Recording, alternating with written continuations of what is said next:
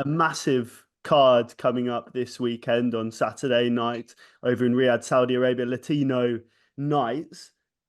Which fight on this amazing card, obviously headlined by Chris Billam-Smith and Gilberto Ramirez, do you feel is going to steal the show? Because this has got to be the best card that Golden Boy's ever been a part of.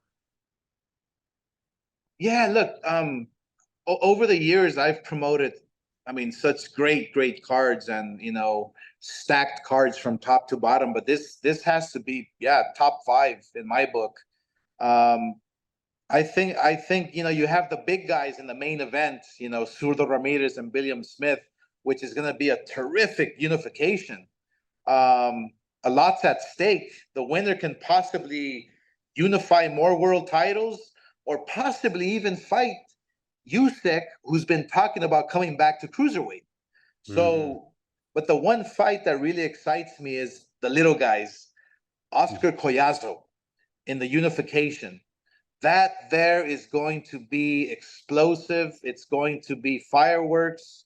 But then again, you have Ramirez fighting against Barboza. That fight is, we've been talking about that fight for years.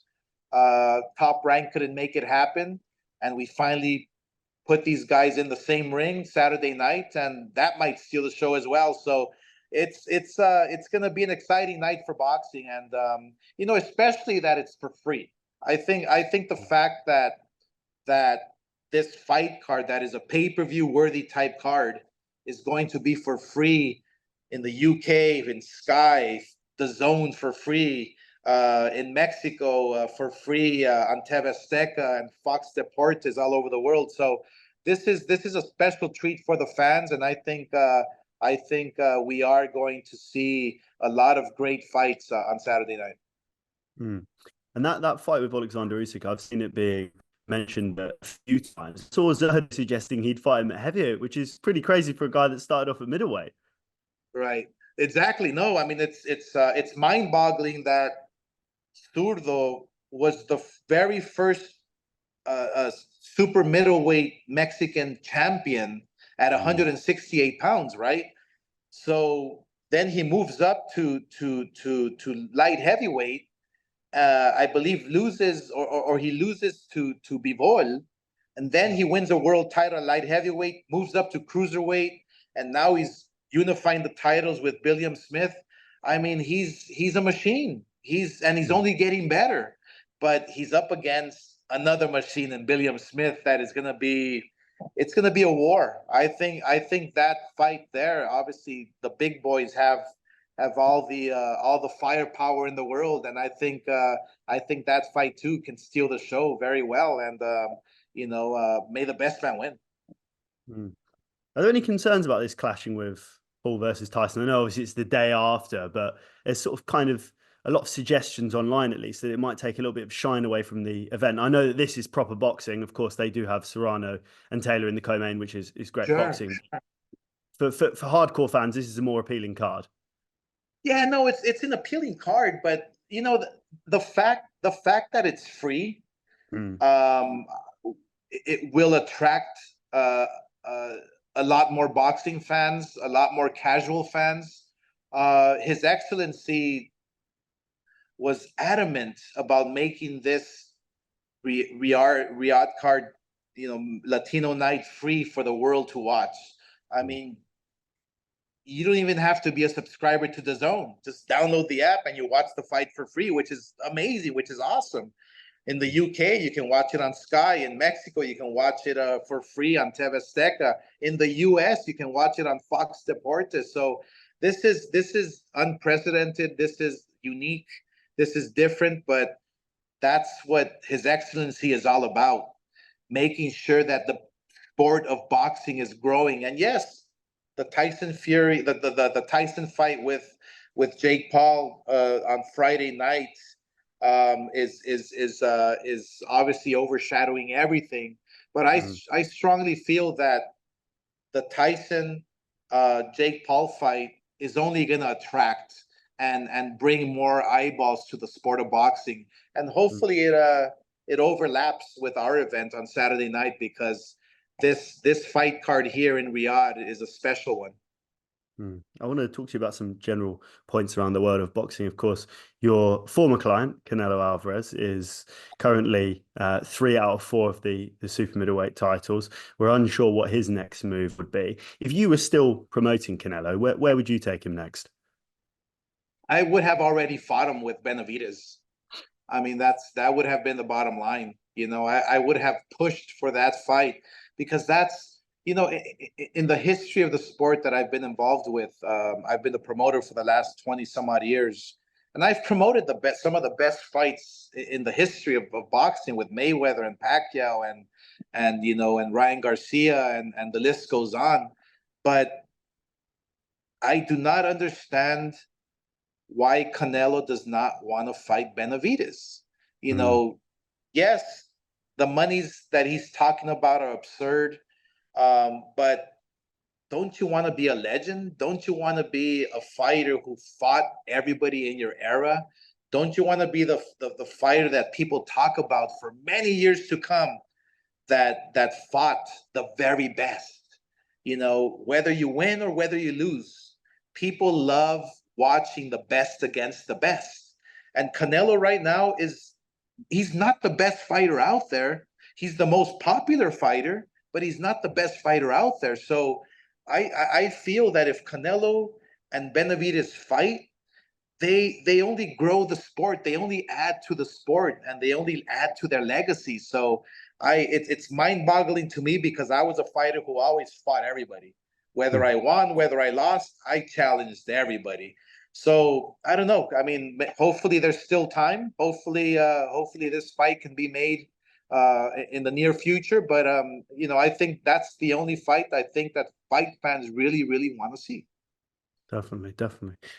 Would you say he's the most talented fighter you've ever promoted, or is there someone else that comes to mind when I ask that question? The most talented, obviously, I promoted Mayweather for 11, I think 14 fights. I mean, he's obviously the most talented, but fighters like Adrian Broner, unfortunately, didn't really make it to the level of Canelo, but he was a very talented fighter.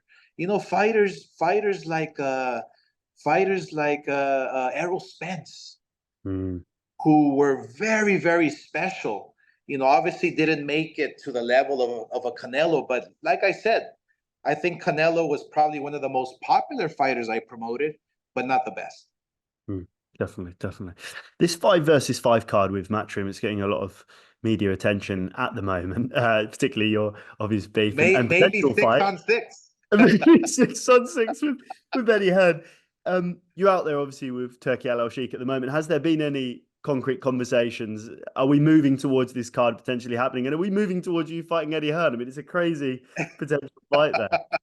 No, look, I mean, obviously the 5-on-5 is gaining a lot of traction, and you know, if I was Eddie Hearn, I wouldn't.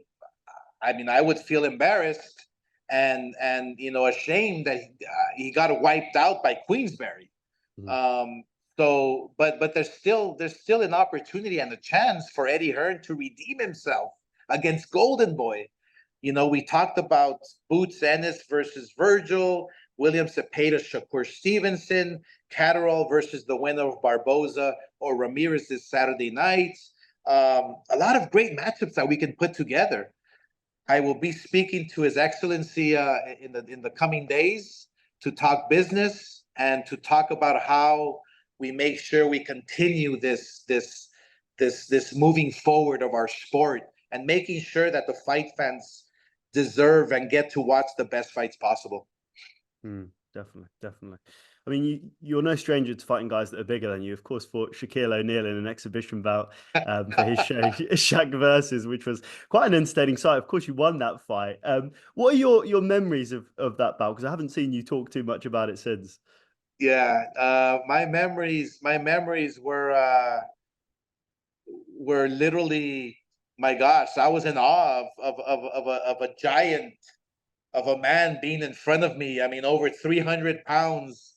What was he? I don't know, 7'2". 7'2", yeah. And he can fight. Actually, Shaquille O'Neal he trained and fought for many years. He loves boxing. If I can take on Shaquille, I can take on Eddie Hearn.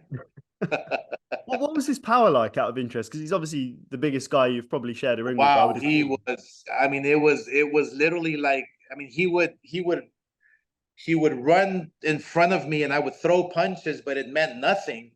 I mean, I'm sure I felt like a fly to him. His punches were very powerful. I mean, he would hit me. It's probably the hardest I've ever been hit. Wow. And he wasn't even trying to hit me hard. He's a very powerful man. So that's why I have a good feeling that I can take on Eddie. Definitely, definitely. And then final question from me. I've seen your best I've faced Ring Magazine article, and there's so much you've spoken about, but I haven't seen you talk about the best fight you've been a part of. What, from your Yeah. opinion, from watching it from the outside, are you really proud when you watch back? Yeah, look, I mean, for people watching or hearing this interview, there was one fight that I had the most fun inside the ring. It was back and forth. It was literally like a Rocky movie.